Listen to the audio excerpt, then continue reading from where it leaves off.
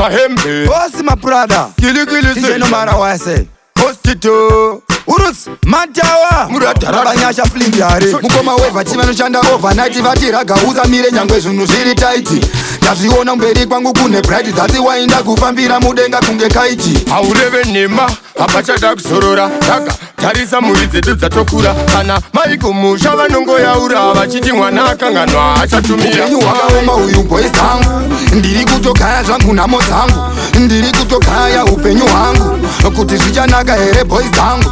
Upenyu wakaoma uyu boys tangu, ndiri kutokaya zvangu namo dzangu, ndiri kutokaya upenyu hwangu, kuti zvichanaka here boys tangu. So anotoda kushinga, apadi kutamba tsinga, kuti muri uwane chekutsenga, apadi mushonga, panoda kutemba zamatenga, tsimerawo maovhura tsinga, panoda kungwavha kuti muri isararire magwavha, pasi gorora chofa, kuti mangwana utengewo renji rofa, wanzwaka ndimi baba nyasha, zvimwe zvacho zvinonzisa hasha, kurara nenzara vachingoti uri shasha iwe, zviri nani kudzokera kumusha, kana kuenda hwange kunoda. Upenyu hwakaoma uyu boys tangu, ndiri kutokaya zvangu namo dzangu, ndiri kutokaya upenyu hwangu, kuti zvichanaka here boys tangu.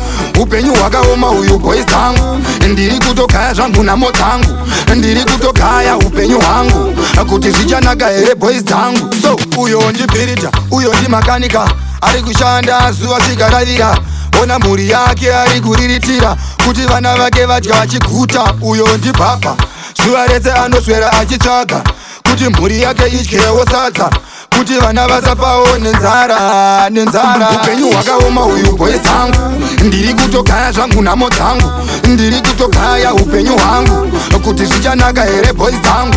Upenyu hwakaoma uyu boys tangu, ndiri kutokaya zvangu namo dzangu, ndiri kutokaya upenyu hwangu, kuti zvichanaka here boys tangu. So mukoma weva chivanoshanda overnight, vatiraga uzamire nyangwe zvinhu zviri taiti, tazviona mberi kwangu kune bright, taziwainda kufambira mudenga kunge kaiti. Aureve Nema, apachada kuzorora, Taka, Tarisa Muridze Tokura, Kana, Maiko Mushava Nongo Yaura, Vachiti Wanakangano, Achatumia. Upenyu hwakaoma uyu boys tangu, ndiri kutokaya zvangu namo dzangu, ndiri kutokaya upenyu hwangu, kuti zvichanaka here boys tangu.